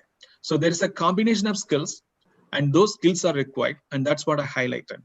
The starting point will be, if you want to specialize in artificial intelligence, take one or two skills in this one, start from there. So my recommendation, start from business skills and data skills. Start from business skills and data skills. Okay, so those are the two complex areas to become a specialist. Keep in mind, this is where I have a problem, correct? People don't understand, correct? They think I want to specialize. If you want to teach a machine, I'm just telling you, as a teacher, you teach a student. Same way, you have to teach the machine. You have to learn the skill to teach the machine. What do you teach the machine? Finance and accounting. Then I need to know finance and accounting. I want to teach the machine medicine. Then I need to know medicine. Like this, you have to choose the business, number one. And number two, the machine learns from a data. So you have to understand how to work with large complex data. Then the modeling skill, then the computing skill. So this is the order in which someone has to learn. I would say the starting point is, if you want to be an artificial intelligence subject matter expert or a programmer, whatever it is, you start understand business, then go from there. What's the next question? Another question is, I'm currently pursuing my master's in business analytics. Okay. I'm currently applying for jobs. Should I consider being a business analyst, or do I look into being the middle person like an analytics translator? Which one of these avenues has more scope in the future? Sure. So this is nothing to do with artificial intelligence. This is basically an analytics. It's a traditional way of doing. I don't think that they're applying artificial intelligence. Artificial intelligence, it has to be self-learned. The machine has to discover everything by itself. I'm not sure what the student is studying at this point, but if the student want to get a job or look for a job in the data analytics field, I would suggest learn and understand big data, learn and understand some of those advanced analytics topics, data discovery, root cause analysis. Okay, those kind of skill set would help to find a job. Okay? So I would say right out of school, whether you have all the skills and go and find a job, it depends on what school they're studying. If the school system is good, if they're teaching this one, answer is yes. If it is not, they have to find themselves to learn and understand data analytics.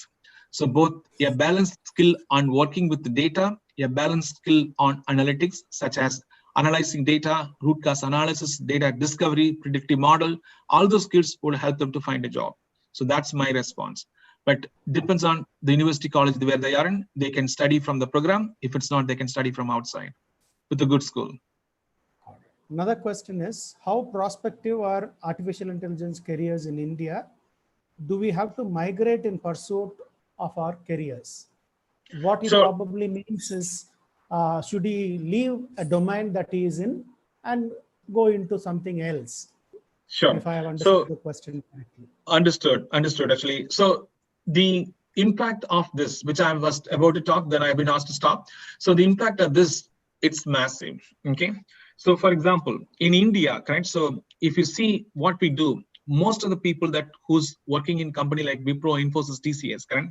So they have any one of these roles, like, what these roles, either a business analyst or a senior business analyst or a developer, programmer, software engineer, or a tester. These roles in the future not required. Okay, absolutely not required. Why? And these are all done by machine itself. A business analyst, it's a future engineering, the machine will take care. A senior business analyst, the model planning, model selection, these are all done by machine. Developer software, model engineering, tester, model validation, all these jobs in my mind will be done by the machine, may not be human required. So with that context, what I'm trying to tell, the job impact, it's not only in India, it's across the globe. What you see, correct? As I told in the beginning, there will be an alternate for any work that a human is doing. There will be a substitute for a human is doing. So how do we secure our job? Or what is that we have to do so that we are continue to be employed? So the only way we could do, correct? In some form, we need to learn and work with machines. How do we learn and work with machines? That is why I told those 5 techniques, correct? So we have to understand the basics of how do you teach a machine, how do you train a machine, how do you test and deploy a machine. So if I look at in Indian IT sector, I am confident if you take 100 people in Indian IT sector, 99 people fall in any one of these jobs, either a business analyst or a senior business analyst or a developer or a programmer or a software engineer or a tester or a test engineer, build and release person, support engineer. These jobs in the future will be done by machine by itself.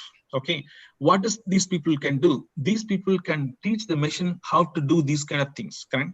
How to do future engineering, how to do model planning, how to do model selection, model engineering, data engineering, etc. So these are the kind of jobs will be in the future, which is nothing but teaching the machine to do the same thing what we have been doing traditionally, correct? And this is just one example in IT. Same goes to medicine, same goes to legal, same goes to any discipline that what you could think of. So my recommendation, you can pick and start where you want to go in the field of artificial intelligence, correct? I want to be an expert in retail. I want to be an expert in financial services. I want to be an expert in any discipline that I'm talking about, correct?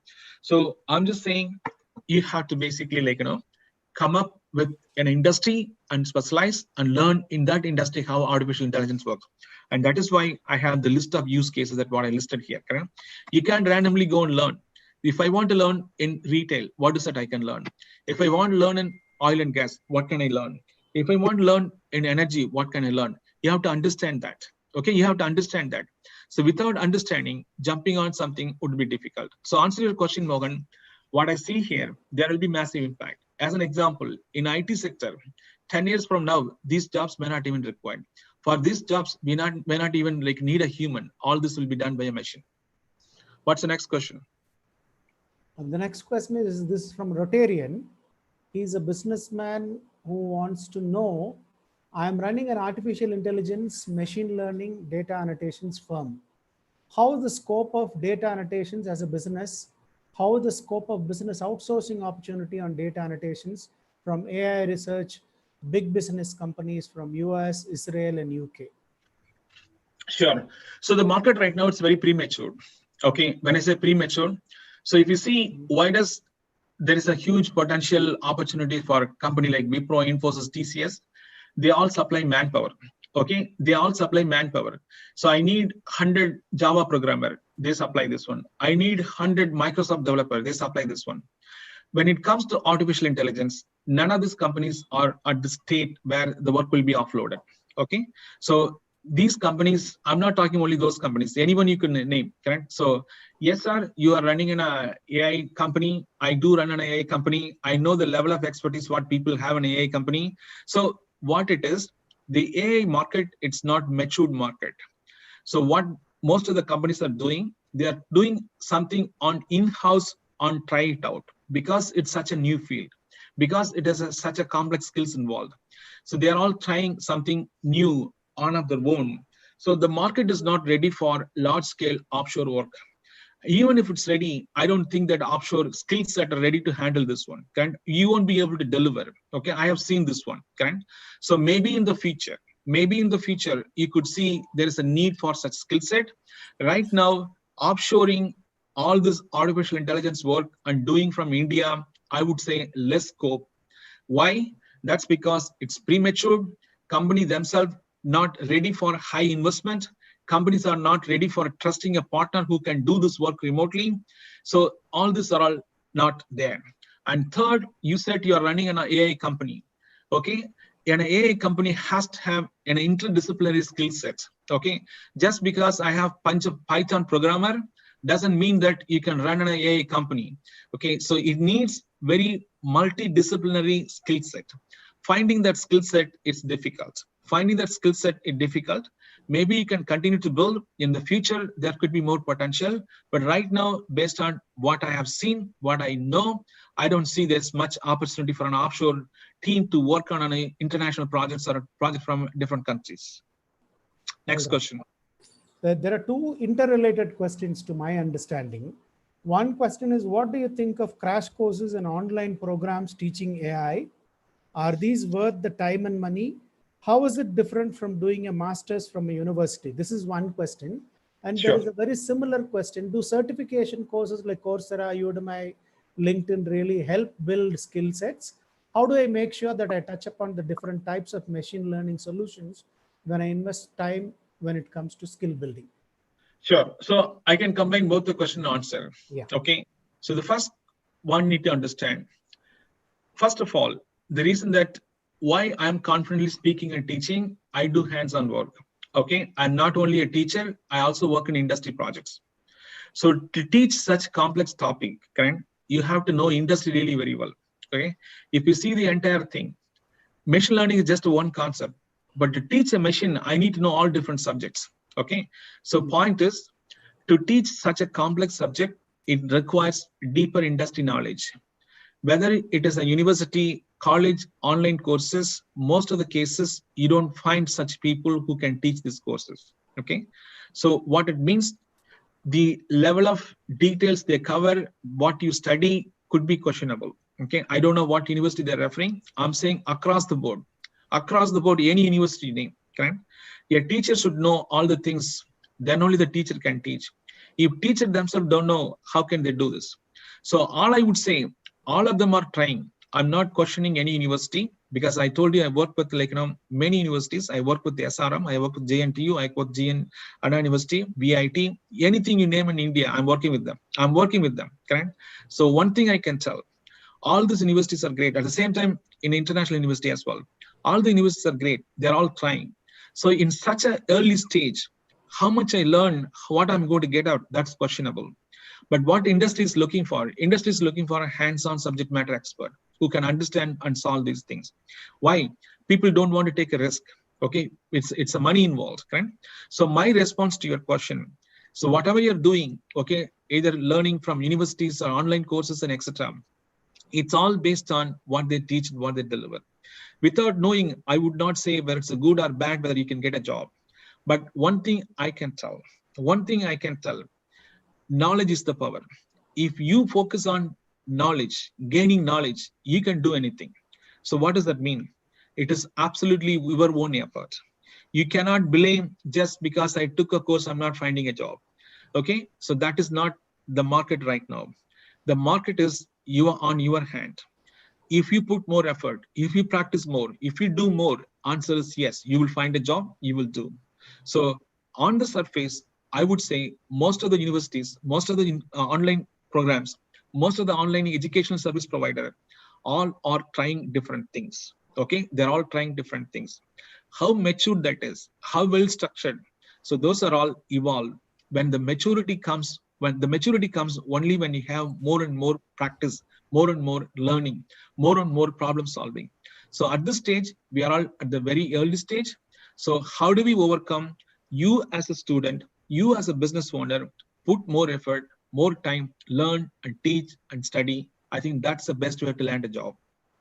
Next question. Yeah, there are again two interrelated questions. One is, though AI is aimed to do something positively useful, Can it develop a destructive method of getting it done is one question. The other one is, what are the disadvantages of artificial intelligence? I think we'll take one more question and then conclude. Sure, no problem. There are quite a few questions, but we'll take just two more questions. Sure, no problem. So I don't see any disadvantage, correct?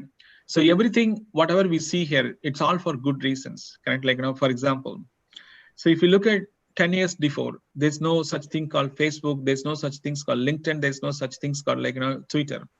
So now even political parties are using Twitter to promote, even political parties are using social media to promote that, correct? So what I'm trying to say, any technological advancement has a good thing as well as the things that may not be we wanted to see, okay? It's up to us. So I would never say artificial intelligence has any disadvantage, okay? It has a positive side, it also has some impacts, but we have to be very careful. How do we use the system to encash or create more opportunities? Okay, so I would not say it's a negative side. I would say there will be some impact in terms of employment, skill, competency, and operating model, how we work, lifestyle. There will be some changes. Okay, there will be some changes. As an example, 10 years before, how many people went to Facebook? No. Now today, if you select randomly 100 people in India, at least 30-40% of the people goes to Facebook 2 times in a day. What is that? That's a behavioral change. That's a lifestyle change. Same way, artificial intelligence, it will impact our day-to-day life, okay? Both positively and also in other aspects, okay? So I would not say there is an impact, there's a negative impact on artificial intelligence, not at all, not at all. It simplifies our living lifestyle. It makes our lifestyle more easy. It makes our lifestyle more efficient, correct? All those things will happen. Okay, those are all definitely an impact, how we live, how we do things in the society. It creates enormous employment opportunity. I told you, correct? Example, whoever asked this question, you ask yourself, if I give a job as a data, I have 2 positions right now. It's in LinkedIn. You can search on DeepSphere. I have 2 positions, correct? So I'm looking for, in the entire country, India, I need a data scientist. I need a data engineer. I'm not finding right fit. Okay, I'm not finding right fit. So all I would say, there will be more employment opportunity on a new skills, on a more employment opportunity on a highly paid jobs, correct? Highly paid jobs. So those are all very positive side. And we talked about our education, how it's going to change. The entire education system that what we have, it's been traditional. You studied math, I studied math, my father studied math, my grandfather studied math. So we have been studying the same subject forever. We need a change, and that change is going to come through this one. So these are all positive side of it. Okay, so coming to ethical, like I said, Karen, the way that artificial intelligence is going to be, so there is a stages that we are talking about: narrow intelligence, general intelligence, super intelligence. The super intelligence almost like a human. Any ethics, there are things you want to do, there are things you don't want to do. The machine learn will understand over a period of time. It does same like a human, correct? So there is a component which is going to tackle, correct, ethical behavior and also what to do, what not to do. So all will come on a maturity. You cannot expect from day one. Since we are talking at the beginning, we may have a lot of fear, we may have a lot of things inside, but we all will overcome that one. So I would say artificial intelligence, it's in a very positive side. It has more potential, more opportunity, more entrepreneurial, more employment. See how many people are building application and selling this application on online. Check that out, correct? So that's an entrepreneurial. Employment, very highly paid jobs, correct? Very highly paid jobs. Go and look at Google website, Amazon website, Facebook website. See how many people are looking for a data engineer. Ask yourself, can I apply for this position? What skill I should have, correct? So you see, after BCom, after MCom, people plan for a chartered accountant for 2 years, 3 years, correct? Why? That's the dream job. So that is what highly paid job. Now that job is questionable. Do I need an accountant? Do I need an auditor? No. Why? I can ask the machine to do the same thing. Why can't you train the machine to do the same thing? So there is more potential in terms of learning new skills, more opportunities, more lucrative financials. So there is high opportunities. I would never ever say this has any negative side. It's all positive side. It's up to us how we want to take it. What's the next question? How soon will the auto cars come on Indian roads? So I'm not sure like I don't want to put some numbers, dates and numbers out there. I have not seen manufacturer who's making this kind of cars. So my gut feeling, maybe 5 years from now, I'm sure you should be able to see. So like, for example, Tesla, I don't think that we have Tesla in India, right? Like, that's the car that, like, heavily used here in electric car, right? So just take an example. So there are cars in Tesla fully autonomous. That means the entire car functions by itself. That's commercially available. So if you want to buy such cars, I'm sure you can import. So that is the current system. So it is not readily available for market to buy these kind of cars. My gut feeling, maybe 5 years or 6 years, 10 years from now, we should have this one. But it is coming, for sure. For sure, it is coming. In fact, Next question. There is one more question. I think I had told him that we'll get it offline, but I'll still push it. This is a question from a person called Bimal Dev. What is the exact difference between, I mean, that you already answered. He's Sure. asked one more question. Is Google Cloud Platform the future? When I'm learning cloud platforms, which one should I pick? So again, I don't want. Sorry to Sure. interrupt you. And No finally, he summed up what I'm going to say. Your LinkedIn profile is super impressive. What is your advice for an aspiring data science professional? Sure, I think no we'll problem. conclude with this question. Yeah. Okay, no problem. Thank you for the compliment about my LinkedIn profile. I appreciate it. So coming to between clouds, currently, if you look at Microsoft Azure and AWS Cloud, Google Cloud, so these are all. I'm not saying these are the only 3 cloud company dominant players. Okay, I think everyone have their own market share. Like, if you look at Microsoft, Google, Amazon, they all have their dominant player. So the people being there for a long time, they capture a lot of market. In that case, I think there is more implementation, more work on Amazon based on what I know. Okay, based on what I know. So at the same time, Google also very, like, actively building their practice. Okay, very actively building their practice. There's hiring people, they're putting a lot of effort and doing this one. So I would not say they're not doing anything. Same for Amazon. Amazon won a contract for $10 billion, one of the federal contract, $10 billion one contract. Right? So all are, I would say, yeah, dominant player in the space of cloud. But Amazon been in the same business for a long time. They have a lot of large implementation, a lot of things are going. I'm not recommending you have to go which way, but my view on this one, when someone has been in a long time, if they're advancing them every day, so there is more potential there. There's more potential there. There's more opportunities there. But I'm very sure, correct? The market is just not only for Amazon, it's not only for Google or Azure. So it could be combination of all. It's your comfort zone, which one you need to pick. If I were you, I would go with Amazon, correct? Why? So I told you, they have been in market for a long time. So they have done this one at many places. So I see there's a need for such skills, and that is my justification. So there's nothing behind why I say that. So that is my take. So coming to the skills on data science and everything, as I told you, it is not a skill that I learned yesterday. It is a constant, continuous effort. Every day, every minute, you have to work towards gaining those skills. Without that skill, it would be very difficult. Okay? So my encouragement, if you want to be a data scientist, okay, if you want to be a data scientist, so start from some business area, whether it's a retail or oil and gas or energy or a consumer, pick any one of those areas and master, then move on to data, then move on to model. It's a combination of skills. So it is going to be a long learning journey, but you have to start somewhere. So the starting could be learning and understanding data on a business side, because those 2 vital skills to become a data scientist. Okay, so how do I solve business problem? How do we make data available for the model to learn and understand? So those are the key skills. If these 2 doesn't exist, then it would be difficult. Thank you, Jyoti, for a wonderful session. I wish we could have asked you to focus on one topic, and you covered so many topics, and some people were probably lost. To summarize one message, I could say, you said, teach the machine what you want to teach, train the machine what you expect it to do, and using the different ML techniques, and machine Sure. learns from the training and then replicates your work. Exactly. This is this is something, so which means every domain expert can teach the machine to do what they want it to do. So every domain expert can deploy a artificial intelligence to success, to add value to whatever work that they are doing. This is what I have understood.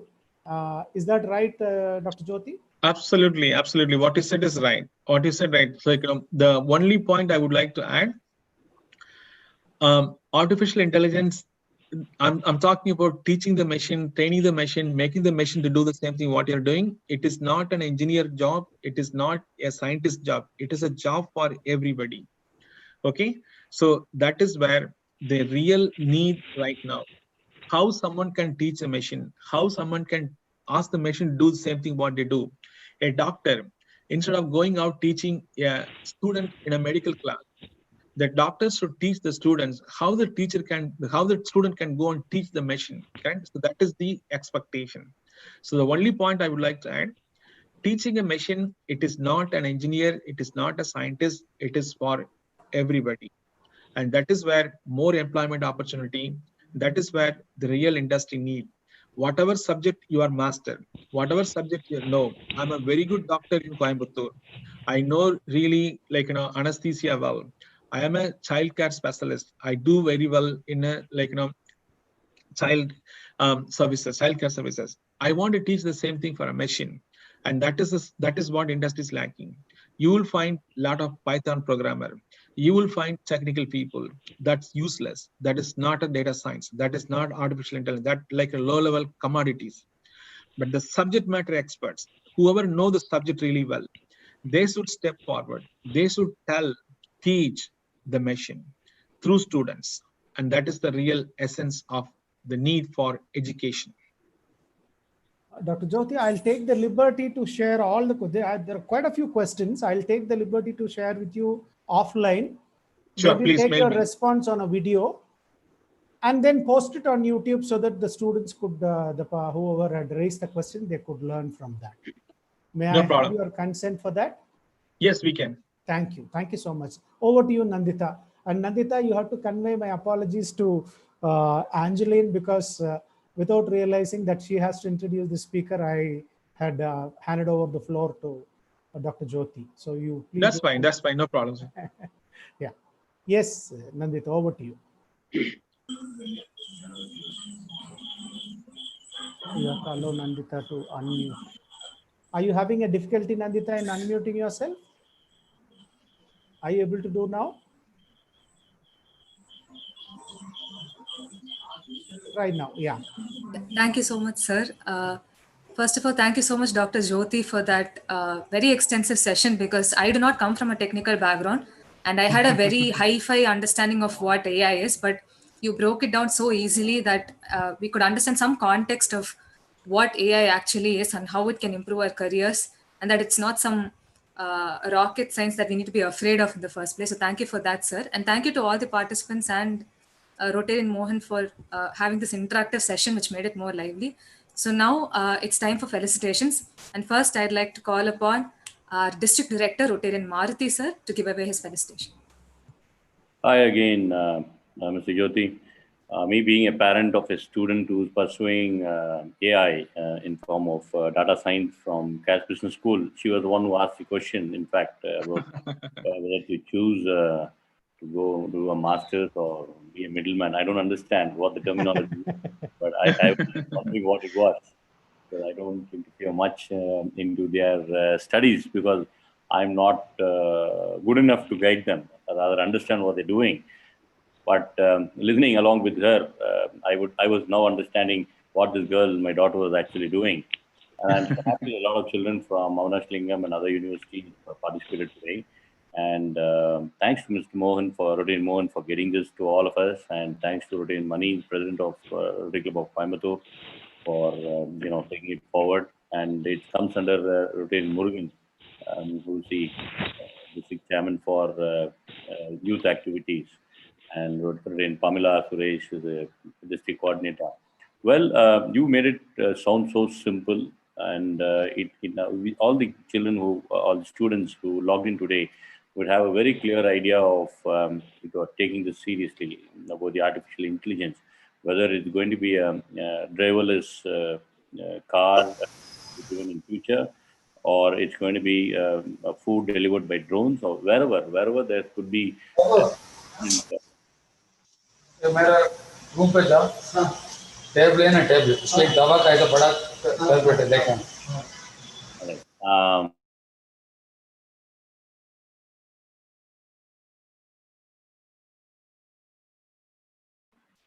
Yeah, sorry about that. Wherever we need a replacement to be done instead of the human end by the machine, it could be a robo, or it could be the system that handles. That's everywhere. There's artificial intelligence, and I have a little idea about how well artificial intelligence is being used in the medical field, because having a close relationship with doctors. So your insight on this at a very student level was so clear, and it was so meaningful. And I'm sure Rotary Mohan is going to have a tough time. A lot of people are going to call him, and then subsequently going to come to you and help them out. And such a useful session let's take it to the next level. Thank you once again for being with Rotary and sharing your knowledge with us. I know it's a very hectic day ahead. I think it's very early in the morning you're talking to us. Thank you, Mr. Jyoti, for being with us. Thank you so much. And thanks to Rotary Club of Coimbatore for getting this wonderful program.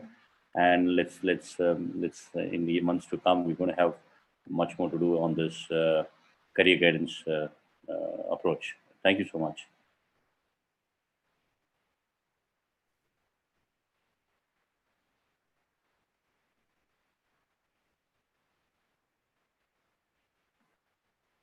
Mohan, you need to unmute yourself. I think you're muted. Yes, thank you so much, sir. I think I'll stay on unmute. Anyway, thank you so much, sir, for your words. So next, I'd like to call upon the district chairman for the district priority projects, youth, environment, and shelter, Rotarian Murugan, sir, to give away his felicitation. President Rotarian Mani, the guest speaker of the day, Dr. Jyoti Pariyasamy, district officials, fellow Rotarians, Rotaractors. Good evening to all of you. At the outset, I would like to thank the Rotary Club of Coimbatore for organizing such a meaningful, very useful program for the young minds.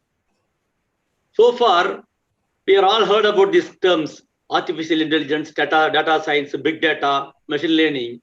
All these terminologies were only a terminology so far for us. Today, we could get a lot of information, both in the form of functional as well as the form of technicalities of these terms. Thank you, Dr. Jyoti Pariyasamy, for giving a lot of inputs to all of us. I think in another 10 years, the world will become a borderless world. It will become a really universal place. That means without moving out of your place, without knowing the other aspects, you can do business with anybody to anywhere using artificial intelligence. That is going to be an output, that is going to be a thing for the future. So we are really fortunate to learn a lot of things from you, sir. And also, another information we learned from this talk is that every professional has to be a person who has skills in artificial intelligence. He has to acquire skill sets to train his people, not his people. Future, he has to train his machines. So everybody has to learn artificial intelligence. You may be a professional or you may be a businessman. So this is there is a lot of takeaways for all the participants. Thank you very much. All the best to all the young people participating in the event. Thank you very much. Thank you so much, sir. Thank you so much, sir. So last but not the least, the final felicitation we'll be hearing is from Rotarian Kiran, the Assistant Governor from the Rotary Club of Coimbatore. Thank you, Nandita. Dear President Rotarian Mani, Chief Speaker and Subject Matter Expert Dr. Jyoti Pariyasamy, District Officials, my fellow Rotarians and beloved Rotaractors. Good evening to you all. This webinar on career planning was indeed an eye-opener on where all artificial intelligence can be applied. A very useful session, not only for Rotaractors, but also to the rest of us. Wonderful session, Dr. Jyoti sir. We wish to hear more from you again real soon. Rotarian CL Mohan sir, very good initiative in organizing such a useful seminar. We are all ears for your upcoming seminars on career guidance. Thanks a lot. Thank you so much, sir. So now it is time for us to move on to the word of thanks and to end this session with gratitude. So I'd like to invite Rotarian Ismail, the Secretary of the Rotary Club of Coimbatore, to deliver the word of thanks. What a great, educative, hands-on look at the future. Thank you, Jyoti Periswamy. Your presentation must have really created immense interest in the participants for this much anticipated career option. I would like to thank Rotarian Joe Shako, District Governor, Rotarian Maruti, District Director, Zone 1, Rotarian Murugan, District Chairman, YAS, AG Rotarian Kiran Kumar, Assistant Governor, Rotarian Pamela, District Coordinator, for the support and guidance. Thank you, President Rotarian Mani, for the wonderful address. Thank you, Rotarian Mohan Anand, Event Chair and Zonal Chairman, Youth and Career Guidance, for setting this amazing and focused presentation. Thank you, Rotarian Dr. Sumati, Rotary Club Coordinator, Anastin University. I'd like to also thank our young and dynamic future leaders, Protractor Janani DRR, Protractor Prasant, Protractor Vishal, Mitesh, Angeline, Rotary Club President, Anastin University, Protractor Nandita MC. Thank you, dear fellow Rotarians, for being here. Thank you all. Good night. Thank you. That kind of concludes the meeting. Dr. Jyoti, thank you very much. We'll discuss offline. And thank you everyone for being part of this initiative. Thank you, Nandita, for a wonderful MC session. Let's end the meeting. Thank you. Dr. Jyoti, I'll call you offline.